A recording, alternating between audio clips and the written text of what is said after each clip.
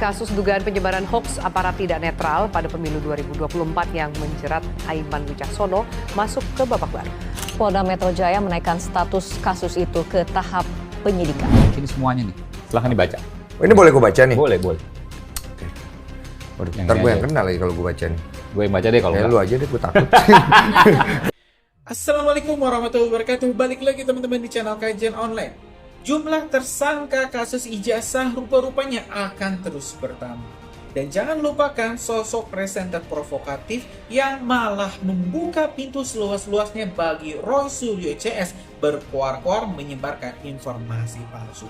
Sosok Aiman, teman-teman, menjadi salah satu orang yang disinyalir punya keterikatan atau keterlibatan dalam kasus ijazah. Karena dirinya, teman-teman, selalu mencari-cari celah, membuat sensasi biar rakyat ini gaduh.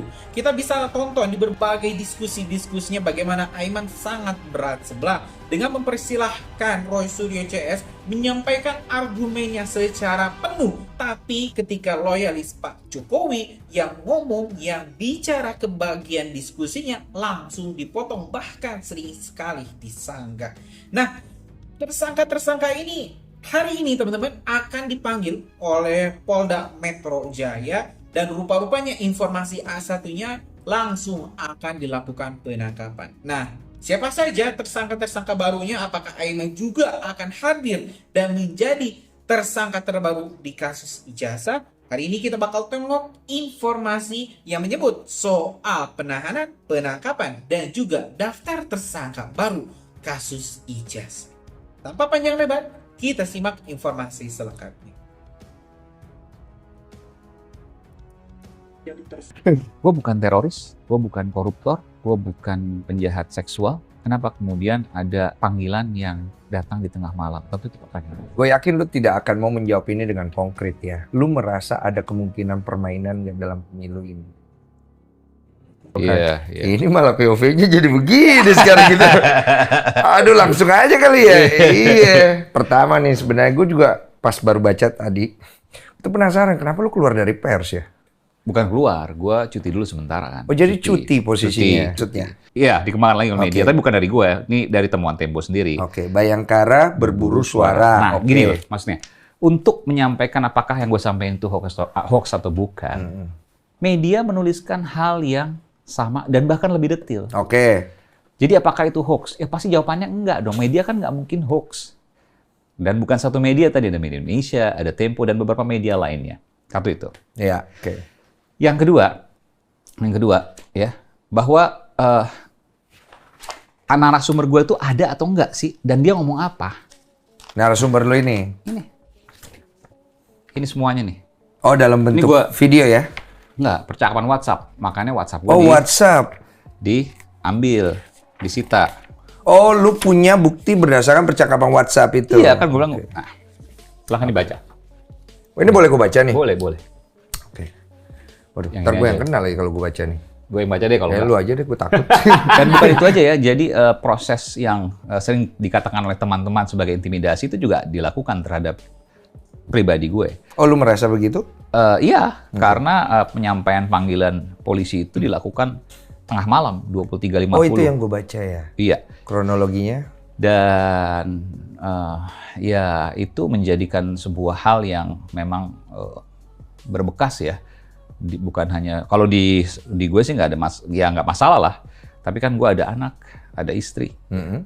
Anak gue tuh usia SD dan SMP yang sampai hari ini ketika ada bel di malam hari mereka trauma. Ya? Itu jam berapa waktu itu? 23.50 waktu Indonesia Barat. Oke, mereka datang ya. Iya. Tapi sopan. Mereka. Dia sini nulis sejak kecil Gibran bla bla bla bla bla. Pada tahun 2007 Gibran lulus dari Management Development Institute. Tadi ijazahnya tahun berapa tadi? 2006. Ini tahun 2007. Kemudian dia lanjut studinya ke program Insers. Katanya Insers itu matrikulasi. Lah kok dibalik? Ini yang nulis Gibran sendiri. di situs Wali Kota Solo. Yang nulis staf, Jawab. Mas. Yang nulis itu staf protokol namanya. Lo Pak, lah ya Mas. di bawah Gibran, wali kotanya siapa? Siapa yang menulis? Ya, Wali kotanya kalau siapa? Prokopim ini yang nulis Mas. Lo ya wali teman-teman kotanya birokrat, siapa? Mbak. Teman-teman Wali kotanya birokrat. namanya siapa? Yang Mas Roy permasalahkan kan soal tahun ya. Lo Ya, enggak, itu datanya ini aja. dia Kan di bawah sesuai itu. dia. Mana Iya, sesuai? Enggak Sesuai sesuai. dong. Ini kebalik, bro. Ini kebalik. Jadi seolah-olah dia MDHS dulu. Aduh. Terus dia lanjut ke UTS. Aduh. UTS-nya padahal matrikulasi. Kan Yang berkali-kali Anda mempersoalkan dijelaskan. Kan salah. Ini kebohongan SMA-nya, publik. Berkali-kali dijelaskan Mas Roy. Pembohongan publik. Gak usah di ini Dah, tambah-tambah. yang jelas rakyat tahu ini pembohongan publik yang dilakukan Gibran Raka Buming Raka. Enggak, berkali-kali ini nggak nyambung, Mbak. Udah, Kita nggak bilang usah kalau komentar. seandainya Nyambung, sekolah udah, dari udah, Indonesia aja lah. masuk ke luar negeri, kita harus foundation dulu. Nggak ngerti. Loh, mana Kita ngomong foundation dulunya mana? kita ngomong apapun emang nggak nyambung ya udah. Lah ya ini nggak nyambung, Gibrannya nggak nyambung. Jaka sembung bawa Memang golok. otaknya nggak Nggak nyambung, mohon maaf. Ini tidak konsisten data saja, Iya. kesalahan penulisan, Iya. atau menurut Mas Roy ada yang kemudian sengaja mensinkronisasi. Sengaja mensinkronkan data. Situs ini di bawah wali kota namanya Gibran Raka Buming. Kalau dia nggak ngerti, ya mungkin kayak bapaknya. Saya nggak pernah baca, gitu. Mungkin kayak gini nih. Ya, yang jelas ini situs wali kota Solo ketika Gibran jadi wali kota dan ini terpampang bertahun-tahun seolah-olah Gibran itu MDHS dulu, S1 dulu, baru seterusnya lanjut. Itulah yang kemudian di-quote oleh Sekretariat Negara. Ya, jadi Terus? artinya kebohongan dan pembohongan terjadi. Itu Mas. Udah. Ya udah itu kebohongan. Itu Buktinya pembohongan masuk yang dalam ada nanti tadi yang pemakzulan. mana, Pak? Yang Iya. ada yang nanti tadi tanya mana buktinya ada tapi Ini nanti. data. Ini Ini aja. jelas data. Ini Mana? aja. Iya. Oh, Ini aja. banyak. Oh, itu nggak foto Apalagi? aku tadi saya nggak. Banyak. Loh. Kan ini udah diuji Data dari semua. Anda mana? Ini kan udah diuji di KPU. Mana datanya Kalau mana? dia Berlapis-lapis. katakan bahwa tidak ada. KPU bisa ada diploma. salah. Nah, KPU salah. Nyalain Ba- KPU lagi. KPU salah. KPU lah. Apalagi yang KPU salah, sudah Mas? salah. Bawaslu. Nyalain KPU, nyalain MK. Bawaslu, MK. Ya, Terus apa tidak lagi yang hati-hati. salah? Nyalain PUD, KPU, nyalain Memang salah? Tidak Ya. hati, tidak profesional. Kementerian Salah. Pendidikan. Ya, KPU Artinya tidak berkali-kali menerima salah. kesalahan Mau tersebut. terima versi seorang Roy Suryo. Iya itu yang benar. lah. Oke. Nggak mungkin Anda terima. Waktu kita sudah habis. Kampusnya sendiri, tempat Oke. dia menerima ilmu pun juga disalah-salahin Waktu kan. sudah habis, kita hanya bisa memberikan kesempatan untuk closing statement. Saya mulai bergilir ya dari Mas Waldo dulu. Ya, Pak Roy, ini udah minggu ketiga saya ngadepin Pak Roy. Ya, saya udah coba bermacam-macam jurus untuk ngadepin Pak Roy. Bukan gagal, berkali-kali Pak Roy juga nggak bisa jawab. Tapi saya menghargai upaya Pak Roy. Saya menghargai karena kita bebas berekspresi. Namun Pak Roy, kalau nanti kebenaran Pak Roy temukan, ya, nanti mudah-mudahan Pak Roy juga akan menunjukkan sendiri bahwa apa yang Pak Roy sampaikan, apa yang Bapak lakukan, ya, itu tidak sesuai dengan kenyataan.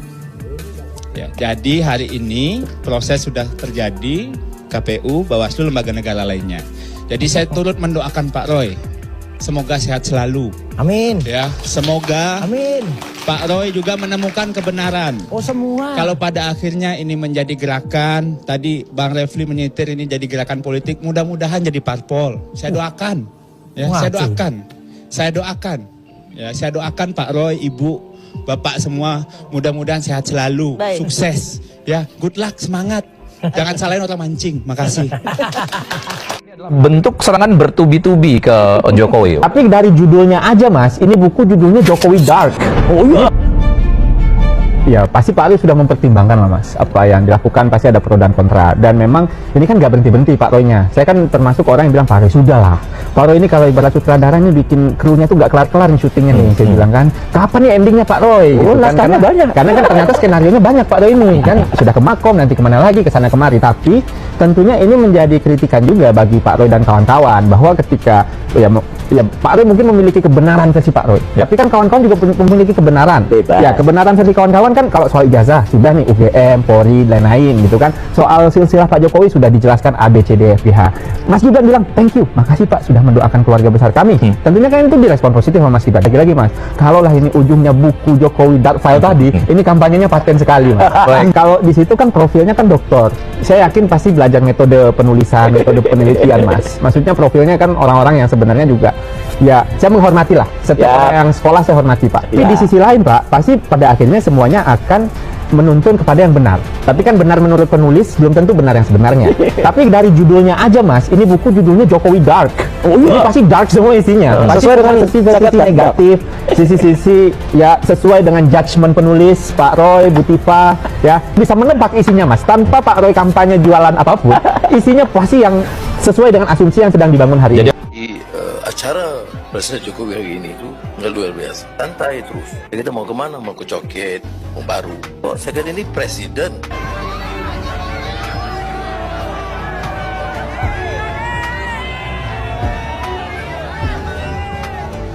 Itulah sosok Presiden Indonesia ini.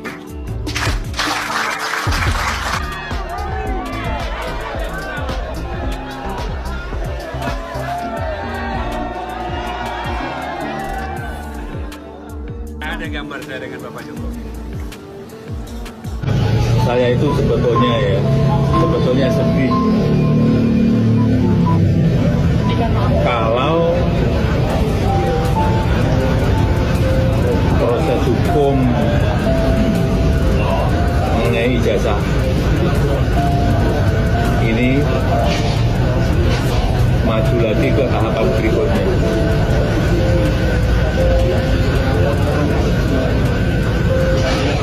Saya kasihan, tapi ya ini kan sudah keterlaluan, jadi ya kita tunggu proses hukum. Jadi saat ini Mas, gitu. Sebenarnya Bapak itu nggak mau lapor gitu. Bapak itu benar-benar karena gini, bayangkan yang tadi saya sampaikan ya, dari 2019 atau 18 sampai ada gugatan sampai dengan 2025 ini pun Mas, Bapak tuh masih benar-benar aduh masa saya lapor, tapi selama ini saya diam, terus saya dihina, terus saya difitnah-fitnah, makan udah semakin tidak terkontrol gitu kan. Nah, Bapak sedih harus melapor, harus menempuh jalur hukum ini. Ya, sebenarnya dia sedih untuk menempuh jalur ini, tapi hal ini terpaksa untuk jadi pembelajaran. Oh gini loh, tidak boleh kita sembarang-sembarang itu untuk menuntut orang membuka data pribadinya ke muka umum.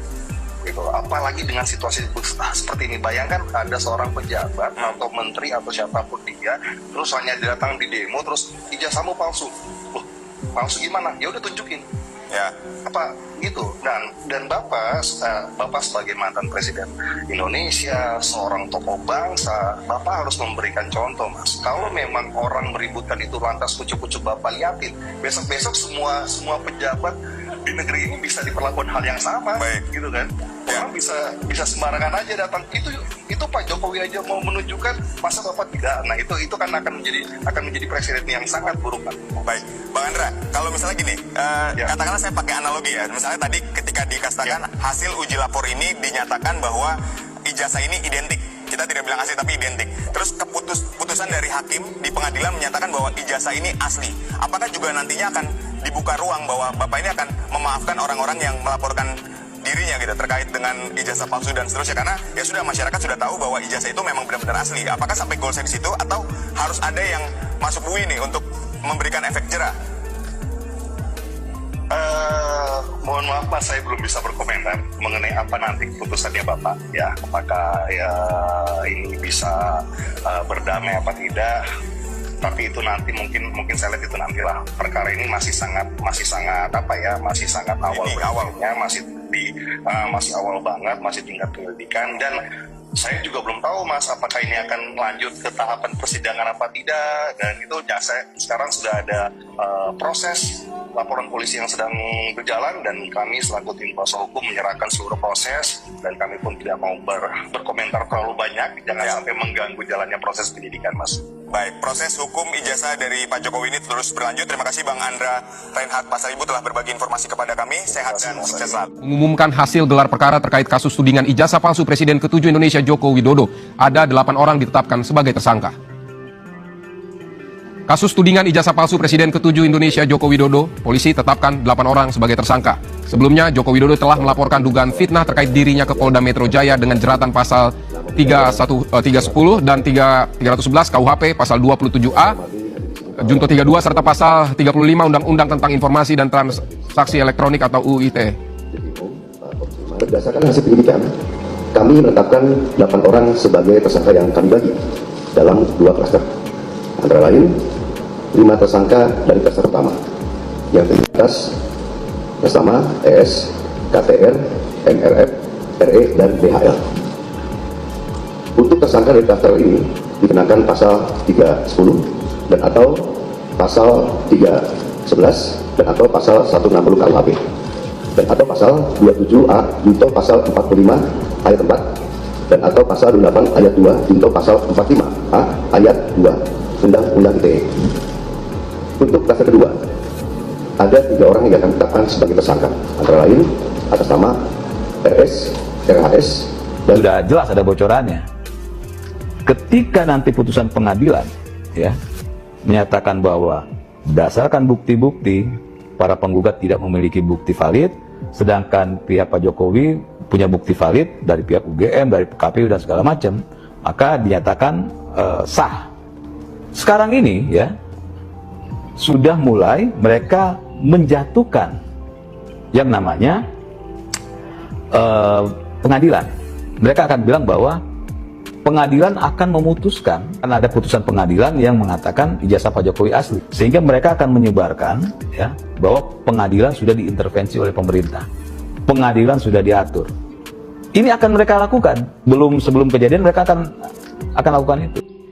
Ya teman-teman, barusan kita sudah menengok informasi lengkap soal kemungkinan tersangka-tersangka baru akan segera dipanggil, dan yang jelas teman-teman, Roy Suryo CS akan diperiksa kembali oleh Polda Metro Jaya. Kalau dari surat penahanan, surat pemanggilan itu tanggal 13, jadi mungkin lusa ya. Ini para tersangka akan segera dipanggil kembali. Dan biasanya kalau sudah tersangka, teman-teman bakal langsung ditahan. Jadi nanti ya jagat YouTube akan agak sepi tanpa adanya Rismon, Tiva, Roy Suryo, dan juga kelima ya pentolan-pentolan gerombolan-gerombolan Roy Suryo tersebut. Ya kita bakal terus kawal teman-teman, biar nggak kelewat informasinya. Kita bakal terus kawal setiap proses penyelidikan, pemeriksaan, hingga nanti Roy Suryo divonis berapa tahun dan juga masuk ke Hotel Rodeo. Mungkin itu informasi kita hari ini. Terima kasih. Assalamualaikum warahmatullahi wabarakatuh.